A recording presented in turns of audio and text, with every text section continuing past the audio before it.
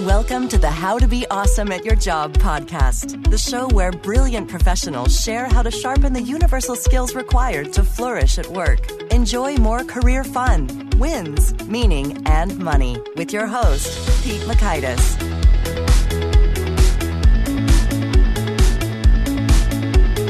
Hello, and thanks so much for joining us here for episode 136 with Ted Frank. Ted has a world of experience when it comes to movies and advertising and stories. He ties it all together to help you become a better presenter. So you're going to learn 1, the fundamental key to captivating people. 2, best practices to help your audience remember the crucial points. And 3, keys to keeping it simple and real in your presentation. So if you'd like to check out the show notes or the transcript or the links to items that we reference here, you can find that over at awesomeatyourjob.com/ep136. And while you're at awesomeatyourjob.com, I'd encourage you to check out some of our cool resources. If you wish you could be taking notes, but you're running, you're commuting, you just can't, the Gold Nugget email list is an answer for you. We'll take notes for you and send them to your email box. Add your own little notes, and there you go. You're all done. Or the 10 Days to Winning at Work email course, which offers tools for slashing an average of 84-ish minutes of waste out of each work week. But first, here's Ted's story. Ted Frank is the principal and story strategist for Backstories Studio, which has clients such as Netflix, ESPN, and Twitter. He's also the author of Get to the Heart, a book on how to apply movie-style storytelling to presentations. Here's Ted. Ted, thanks so much for joining us here on the How to Be Awesome at Your Job podcast. You know, it's so great to be here, Pete. I've listened to your podcast a bunch of times, and you are so much fun. Oh, shucks. Well, flattery will get you everywhere, Ted. Thank you. Well, so could you maybe open us up by sharing some of your backstory with your career and how you ended up starting up Backstory Studios? I had a really wacky trajectory to Backstories. I started in advertising, which is a fabulous, fun place to start. And one of the things that advertising teaches you how to be is simple. All right. Because you can't survive a week in advertising without being simple. You have to cull everything down to 30 seconds. It's all about being simple. So that was the first stop. And then one day I get this freelance assignment at a consumer insights and strategy firm. And back when I was at the ad agency, that was something that we never paid attention to. You know, it's kind of like on Mad Men when the research people walk in and they bring, Don Draper, this big fat deck report, and then he throws in the garbage. That was pretty much us. We thought, we know what we're doing. We're here to really make things entertaining and fun and my whole objective was to get girls. Okay. Did it work? And it did a good job of it, yeah, because advertising, especially back then, was a really sexy career. So anyway, though, I take this job at this consumer insights and strategy firm, and I walk in the door, and the first thing I see is this wall of photos. And I walk up to it, and I pick up this picture from the wall. And then this researcher comes up, and he starts telling me this story about the picture, and it's about this woman. And she's part of a weight loss project. And she had a really hard time losing weight after she had her 2 girls. But now she was like getting close to 50 and they were teenagers. And she really wanted to be a good example for them. And she thought that her time might be running out. And it really, really freaked her out. And when he told me that story, that was the first time that I ever felt for a consumer or a target market or anybody. You mean emotionally, like, whoa, that would be hard. Yeah, and I had done tons of ads for this chain of gyms, and I never thought about them. But the difference was instead of getting a big fat deck full of stats and stuff that never really spoke to me and that was just too intimidating and that I was too lazy to look through, he gave me a story. And that just changed everything for me because I realized that was the connection that I was missing. And then when I worked at this, I eventually worked there for 6 years and became their creative director. I saw so many really brilliant people do great work and work so hard at it and then go present it to clients that had paid them $500,000 for it. And I would still see so much of this great work end up going nowhere. And it just broke my heart to see this stuff. So I realized that the bridge still needed to be built. And I needed to do it in a really compelling way. And when I got back to starting Backstories, it came right at this moment that in film that was really revolutionary, where all of a sudden you didn't need a $15,000 camera that didn't look that great anyway. You could shoot film, you could shoot video on a DSLR that would cost you about $800, and it would look fabulous. And I thought, you know what, this is the missing piece that I've always needed, was I've needed video to really show that emotion, to show that story and really bring it to life. And then I started Backstories to kind of just do videos for strategy and for all kinds of internal projects for large corporations. Oh, that's so good. And so in your book here, Get to the Heart, you make a point that the video, the story, the movie magic is mightily effective and compelling, and we kind of conscientiously sort of choose with our own free time and money to engage in these movies. So what is it about that storytelling that's super effective and compelling compared to what we normally do? Well, yeah, that's the other part of it, was that I wanted to give somebody or give these people something every day. So that's why I started looking at the way movies tell stories and said, so that besides just giving people videos, we could give them these tools. And what movies do really, really well is they keep things very simple. They make them very real for us. So even if it's a story that's in the way of the future and a planet, millions of miles away, we can still feel like we're there and we can relate to everything. And they make it very powerful and emotional. And all those things are very, very coveted for executives who are watching presentations. That is exactly what they want. They want it to be quick, they want it to be visual, and they want it to be powerful. So what I did was looked at all the different ways that movies tell stories and really broke it down, and then looked at what corporations really need in presentations, and then kind of applied one to the other and repurposed movie-style storytelling and their techniques into that corporate environment. Okay, well, I want to sort of dig into all of these techniques, or that we can fit with the time we have available. But you say that there is one ingredient in particular that can make everything engaging. What is this ingredient? Ooh, and this is something that's beyond movies, it's beyond presentations, it's beyond even communication. I think this key ingredient is in everything that we find captivating. It's in yoga, it's in sports, it's in spicy food, it's in sex. Okay. It is tension. Oh, that's so meta. Thank you, Ted. But it's like, it's that stretch and release. It's like in sports, it's the ball going up and then coming down for the catch, and that is what makes everything captivating. So if you can put tension into your presentation, then you can get people to really engage. You can get them to lean forward in their seats, and you can set them up for something that movies do amazingly well, which is that movies create moments. So if you stretch the tension up and then you release it, right at that moment that you release it, it's like a mic drop. And you can really get them to really remember what you said. And there are a couple key ways that are really easy that people can use tension to create that effect. And I'll give you a couple of them. Oh, let's do it, please. Okay, like my favorite is movies create tension with framing.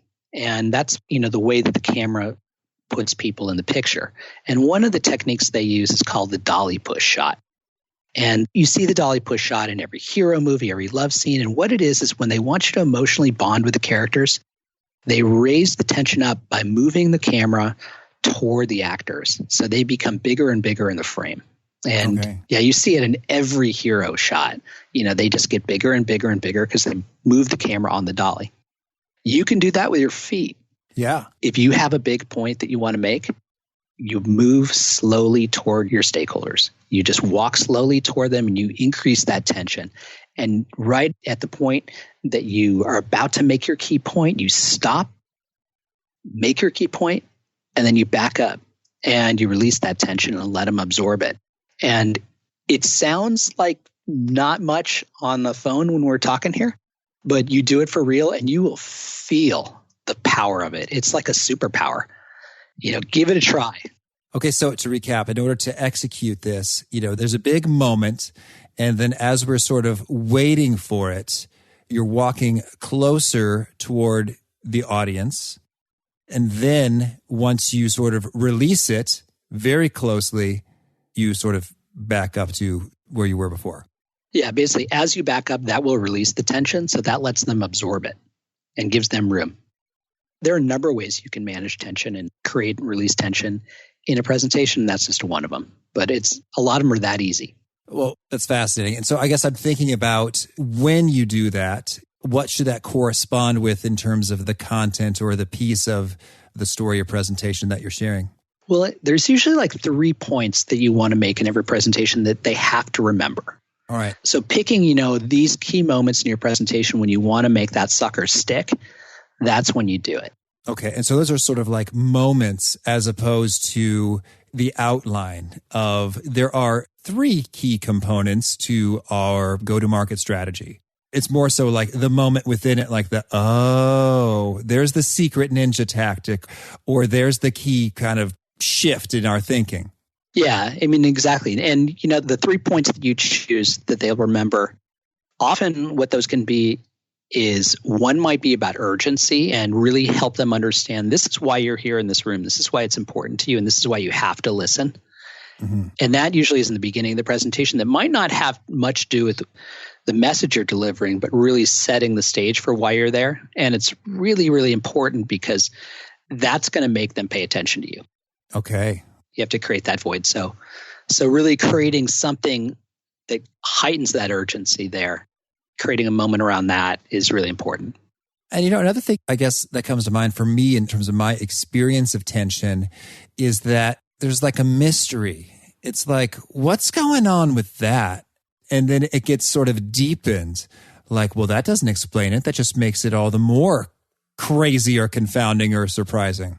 Yeah, you really bring up good points, and you don't know what's going on. You don't know exactly, what the punchline is.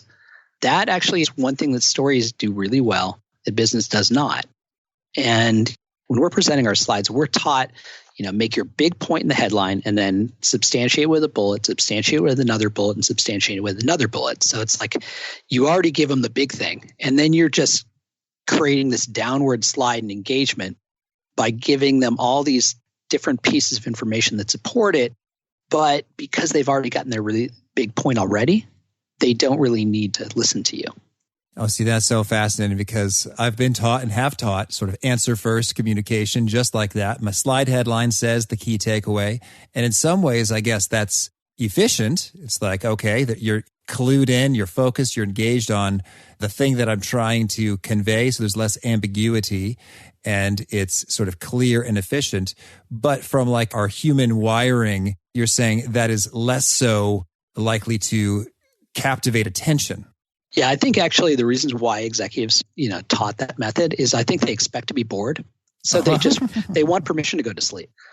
And that's why they say, give me the executive summary right away. And it's because they just want to go to sleep, I think, or they need to zone out. They can only pay attention to so much. I'm bad-mouthing executives. They are really smart people, and I really feel for them because they have to sit in like 6 or 7 meetings a day and probably see 1,000 charts a day. And there's no way in hell anybody can pay attention that long. But yeah, you take that model of big headline, then substantiate, and you do it in the movie way. The movies actually reverse it. And what movies do is they'll give you those things that might be substantiation, and they'll give them to you first as kind of clues that draw you toward the big point and build your anticipation so that you are on the edge of your seat. Even if you already know what's going to happen, it still makes you really anticipate. And I'll give you a great example. And this is one I actually do in the workshops that we do, is I contrast the way that business does it with something that they learn from newspapers, which is, newspapers have the big headline and then the story. So we have this headline of sharks kill 2 off Australia coast. Mm-hmm. And then they give you the article. But you don't even need to read the article because you know exactly what happened. You contrast that with like Jaws.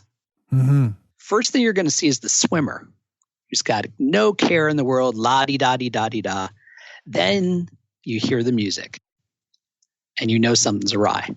Then you see the fin, which is like, so it's basically building you those clues. And then you see the swimmer again and a couple more shots, and it's all leading you toward what you know is going to happen. And then just when they have you where they want you, that's when they give you the bite. Yes. It would never start with the bite. I hear you. It draws you toward that key point. And then you can actually do that in your presentation. just by, the way you order things and by the way that you kind of modulate your voice and build up, dramatically toward it. Okay. I want to go there next, actually. When it comes to, you talked about some movies and scenes and shots and how that shows up.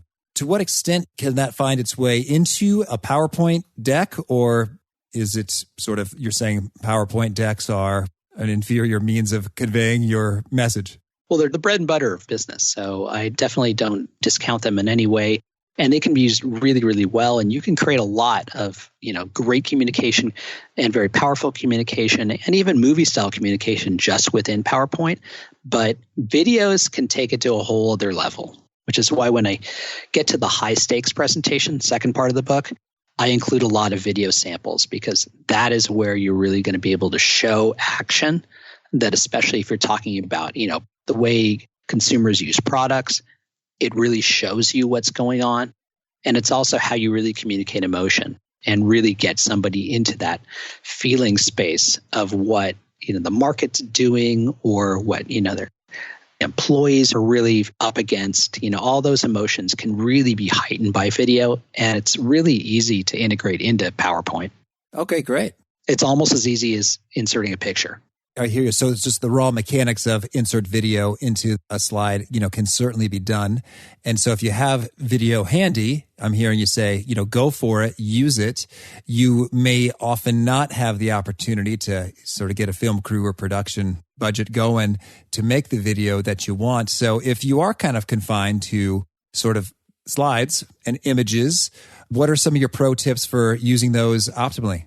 Well, definitely keeping everything really simple will really help you a lot. I'd say try to make just one point on every slide. Mm-hmm. And usually there is only like one point that you want to make. And parse things out in a way that's really easy for people to get. I say, like, before you worry about being creative, just be simple.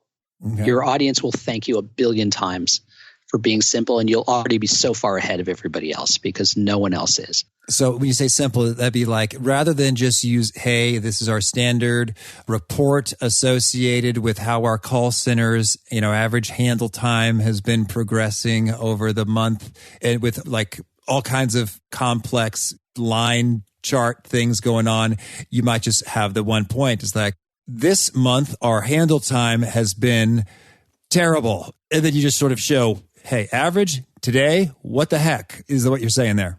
Yeah, exactly. Like, what is it that's important to your audience? What do they need to do with your information? And what in your information will help them do that right? All right. And yeah. Well, that's good. It's so simple. Yes. What do they need to do? And what do I need to share with them for them to do that well? Yeah. Okay. Cool. And so often a lot of the work that I do with people is kind of just liberating to the fact that, you don't have to state the facts, state the meaning of the facts. Yes. Just like when you're talking to them about your slide, instead of just relying on your voice, put it on the slide too. And it'll just be so much quicker and they'll appreciate it so much more. That is nice. So when it comes to executing the actual sort of elements of the data, of the charts, one key pointer is to keep those simple. Anything else when it comes to showing data in a PowerPoint, yet being engaging?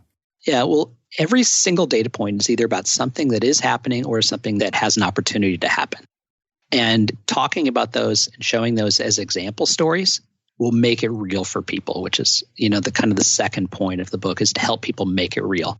So instead of talking about, it's this percentage of, let's say millennials, don't just make it that vague because that's very abstract for people and it's really hard for them to put a handle and really visualize.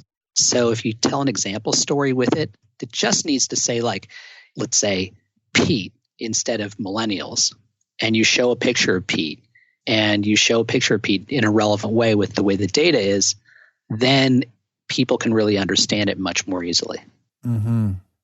And it doesn't have to be about, let's say, a fake person. If you can make it about a real person, it's even better. I hear you. Okay, thank you. So understood. So rather than, hey, 72% of millennials think this, we could just say, all right, this is representative and typical of a millennial. And here's this millennial, their experience and how they're thinking and reacting to it.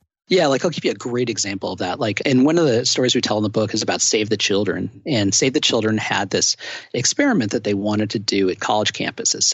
because they wanted to figure out how can we maximize donations. So they thought college campuses are full of the most thrifty people on the planet. So they said, okay, let's give them just a survey. It doesn't really matter what it's about. And then we'll offer them $5 to do the survey. And then we'll give them a piece of paper about our organization that asks them if they want to give some of that $5 back. And for half the groups, they gave them a stat that said like 62 million girls need your help. And it was a stat, so it was very hard for people to grasp. And it was big. And then the other ones, they had one story about one little girl. And it was a very short story. And she pulled more than twice as many dollars back as the stat. Okay. And it's all because she's relatable. You can see her. She's a person. She's not a 62 million. It's putting things in human terms with an example story really, really helps. Okay. That's so good. Thank you. And so tell me, what are some of the other, would you say, most sort of compelling, impactful takeaways in your book, Get to the Heart? Well, definitely making it powerful and creating a dramatic arc with your presentation that can do, like kind of like what Paul Zak, the guest that you had on your last podcast, really brought to my mind. And I am a huge Paul Zak fan. It was one of the most fun couple hours of my life when I went down to Claremont and I interviewed him and learned all about oxytocin and cortisol. And that dramatic arc is what makes those two things mix in your head, and it creates this amazing cocktail that first gets people to really focus, and then second opens them up to your ideas and makes them want to do more and be more and inspires them.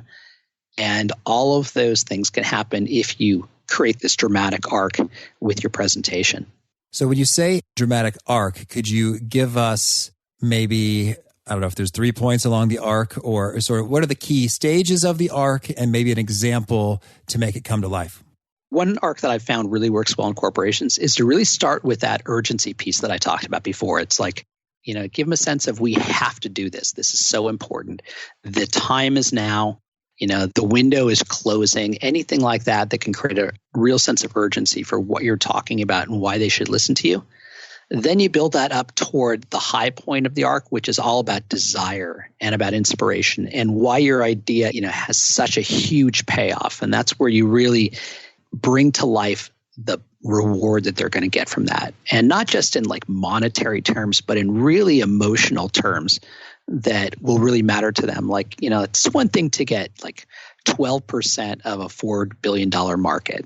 Mm-hmm. It's another thing to beat your competitors to the punch. Yeah. That's what people really glom onto is, you want to have those kind of bragging rights. You want to have that feel good. You want to solve a problem. You want to help people, or you want to be the best. Those kinds of emotional things are so much more engaging than just dollar cents. So you start from urgency, you build up that arc up to desire.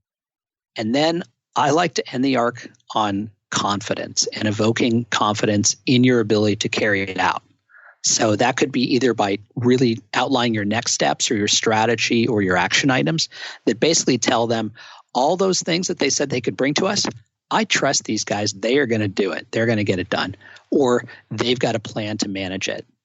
So it creates this arc of, we have to do this, we want to do this, and we know we can do it. Oh, that's so fun. So could you maybe walk us through an example of that coming to life in a business type presentation scenario? Let me think about that one, because there are so many that come to mind. There are so many confidential presentations that everyone that's coming to mind now, I'm like, can't talk about that. Okay, there was one that I did for one of the big auto companies, and it was all about the future.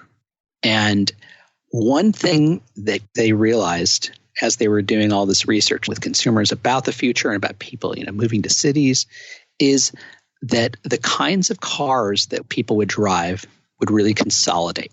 And cars had to do a lot more for people than they do today. Like we can have many, many different types of cars now because they only need to do a couple things. But they knew that the cars would have to do more. And they knew that this was an edge. So the urgency was positioning it. This is where it's going. This is what's going to happen. Nobody else knows about this yet. All right. So now it's like, holy shit, we might actually have ourselves an edge here. And then we built it toward, what the strategy and the design principles. So it really built up this case of not only do we have an edge on the timing here, but we know how to do this thing, so well. This car is so unbelievably hot. And then it climaxed to the unveiling of what the actual car design was, and kind of had this movie that the car designers put together of people enjoying it and all the different uses. And it made everybody in the audience just salivate for that car. That's so fun. And then the last point on confidence was that they unveiled that a lot of the investment in the car was already taken care of, because it could be built on a couple different platforms that they were already going. So it not only made it something that was amazing, but it was something that was actually practical and a lot cheaper than they would have imagined. All right. Now that's a fun story. And I'm imagining, so if this is going to a sort of board of directors of a car company, or is that the audience there? Exactly.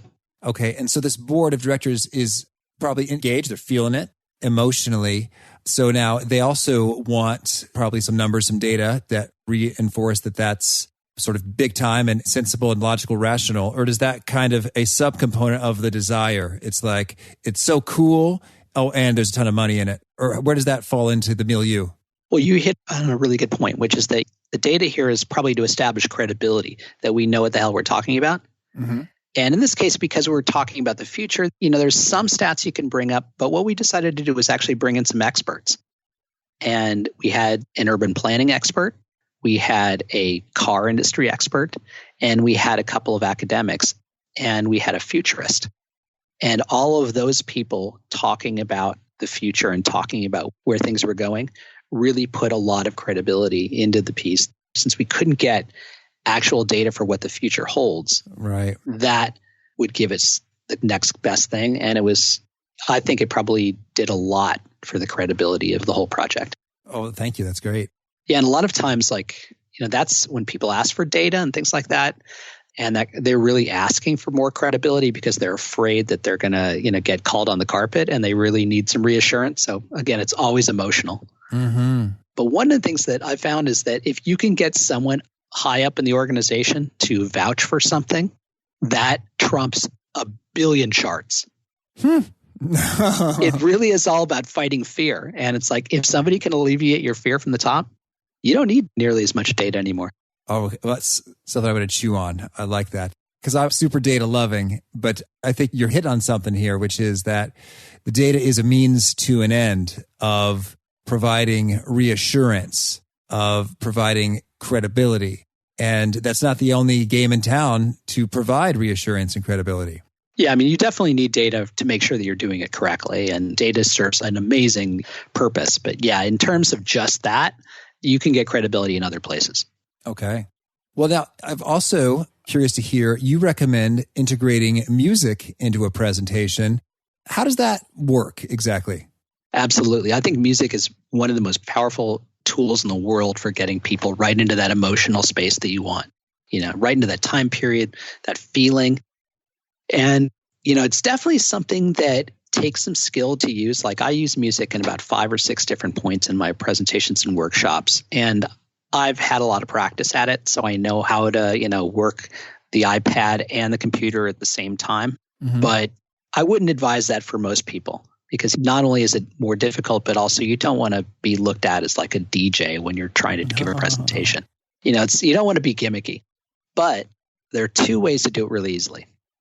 Number one is, if you do have video in your presentation, having music in those videos will really help communicate the emotion for that video. It'll help move the whole presentation along and make it feel a lot shorter than it is. And it also means that you only have to hit one play button and it feels appropriate. So that is the first place that I would put music in.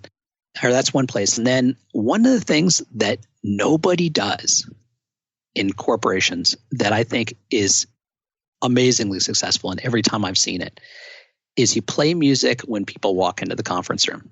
Yeah. And it can't be any kind of music. It has to be positive. It has to be universally loved. So things like Pharrell and Michael Jackson and, things that, and Kool and the Gang, the things that just make people relax and feel good will automatically put people in a place that will open up their minds to what you have to say. It'll shed all the awful meetings that they've had that day off of their backs.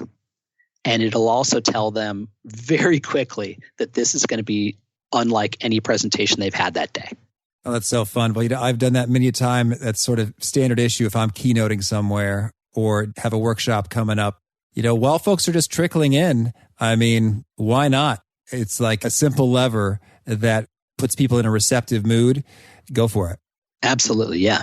Well, so I'm curious, some of these moves when it comes to, integrating video or having more of a dramatic arc or integrating music, I think some of these really brush up some of the corporate norms. And I guess that's kind of the point. Do it differently, do it better. At the same time, it's quite possible if you're a professional in the middle of the rungs of an organization, there could be a little bit of, fear, trepidation, anxiety associated with being too far, out there. So how do you navigate those waters? I get that question every single time I do a workshop. And it is hard to be the first. And it definitely takes a courageous person. But I swear to God, if you do it smart and you don't let it overtake your message and you do it in a way that will be universally loved, then people will go for it. People will really relish it. And it will leapfrog you past all the other people that are afraid to do it. Okay. It's like this is about being awesome at your job. Uh-huh. You can't be awesome if you're on the sidelines. Understood. All right. Well, in Ted, we trust. We'll make a run at it, make a go for it, see how that unfolds. And so tell me, Ted, is there anything else you really want to make sure we cover off before we shift gears and hear about some of your favorite things? I think you've done a great job, Pete. You've asked so many great questions. Again, the flattery. I guess the only other point I would make is, actually, I might just save this one for my resonant nugget. Okay. All right. Strategic. Let's do it. Phil, start us off. Tell us, what's a favorite quote, something you find inspiring? Well, one of the things that when I was researching the book, I talked to a bunch of my favorite clients. And one of my favorite clients is Dave DeSalle from Netflix. He is a fabulous storyteller. He's a fabulous presenter. And he said, if you never turn away from your audience, they'll never turn away from you. And I think he hit that really well because he and I both feel the same way, that you should stand up, get in front of the screen and look people in the eye and memorize your presentation, know it, own it, and if you look at them and you never take your eyes off them, they won't take your eyes off you. You'll have that engagement you're looking for. So thanks, Dave, for that quote. Oh, thank you. And how about a favorite study or experiment or piece of research? I mentioned it before, I am a big fan of Paul Zak, and that research that he did on oxytocin and cortisol just blew my mind. And I'd never even thought about neuroscience before that, but it is huge. And it actually brings me back to the book, which is I'm reading The Trust Factor right now, which is his new one. And it's a fabulous read. And when I'm all done with it, then I will tell you all more about it. Oh. Well, could you share with us again, or in addition, a favorite book? So that's the one I'm reading right now. I've always loved Catcher in the Rye. That has always been one of my favorite books too. It's that kind of hero really speaks to me, and I'm kind of a, curmudgeon. And, reading that adventure was always so much fun. And I read it about, I'd say every 10, 15 years. I'm probably due for another read soon. And it's always been one of my favorite books. Well, thank you. And how about a favorite tool, whether that's a product or service or app, something that helps you be more awesome at your job? I'm going to go low tech here. Okay. I think actually people should use their eyes and ears much more now. And we've kind of gotten away from that. But I swear to God, if you want to be engaging with somebody, listen to them and really actively listen, kind of like the shrinks in the, marriage counseling tell you to do with your girlfriend or your wife when you're sitting on that couch. Actively listen.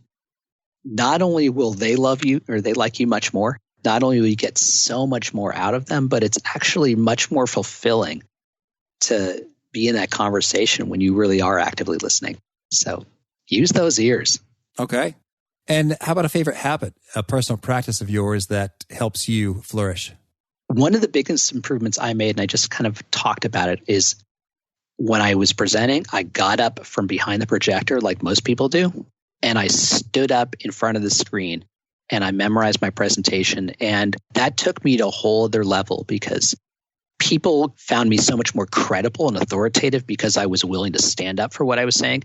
And I was also able to use my body language because now, they could see me, and so much of the language that the communication we have comes from our bodies. And it was just much more fulfilling. I felt it forced me to memorize my presentations and really own it. And it felt so good to do it. I know, like when you give a keynote, I assume you probably do it the same way. And don't you feel kind of like a god when you're up there? Oh, yes, but particularly if the lighting is good. Yeah. So, yes. Well, so you're saying that would apply in conference rooms as well. There's 12 seats in the conference room. It's your part of the presentation. You'd say standing's the way to go. Absolutely. Get up from behind that projector, stand up. All right. And that will take you to a whole other level. Thank you. And so you were saving a favorite resonant nugget. What is it? It is that all these things that are actually a lot easier than you might think. Like applying movie-style storytelling to presentations seems like a lot to chew on, but it's actually so much easier than you think. Listening to people and really actively listening feels like it's difficult, and it is at first, but it's so much easier once you get into it. So that's my, I think, big takeaway from everything I've learned is just give it a go. Okay. And do you have parting information in terms of how folks should reach out or get in touch if they want to learn more? Yeah, everything is on the website, gettotheheartbook.com. We've got those video blogs that you talked about. There's an area where you can ask me questions. There's all kinds of other areas. There's links to the video and audio stuff from the book. And then there's also links to how you can get the book. Okay, thank you. And do you have a final call to action for those seeking to be more awesome at their jobs? Yes. I would say to you, first, make everything easy for the people you're presenting to. Then make it compelling. All right. But yeah, don't be boring. Don't be like everybody else. Got it. Well, Ted, thank you so much. This has been a real treat, and I'm really looking forward to your subsequent video blog posts. They're so excellent. And I wish you luck with the book and Backstories and all that you're up to. Well, thanks, Pete. I am so happy to be on your show, and I can't wait to listen to all the future shows. I really like how important it is to just be simple, focus. What are we really trying to say here? Instead of just leaping into this is the template. This is the presentation we did last time. I'll just update the data, the slides, and bada bing, bada boom, we're done. But rather, no, what are the key things we're trying to convey? Simple, and real, and just those one or two or three key things. It can make a world of difference in bringing clarity, doing your own thinking as well as your presenting, and folks will remember it and capture it, and you'll look like a genius. So that's cool. Once more, if you want to check out pieces that we referenced here, you'll find that over at awesomeatyourjob.com/ep136. And I encourage you to push the subscribe button so you'll hear from folks like our next guest, Dr. Tom Hansen. He's got some cool experience working for the Yankees and other major league organizations when it comes to dealing with performance anxiety issues, the yips, as they call them in the biz, as well as perspective on boosting accountability, promise making, promise keeping, and how to do that all the better and the results that flow from there. So hope to catch you then, and peace. Thanks for joining us for today's episode. To get the most out of this conversation, visit awesomeatyourjob.com to find today's show notes, transcript, and infographic summary cheat sheet. For more entertaining professional skill sharpening, be sure to subscribe to catch the next episode of How to Be Awesome at Your Job.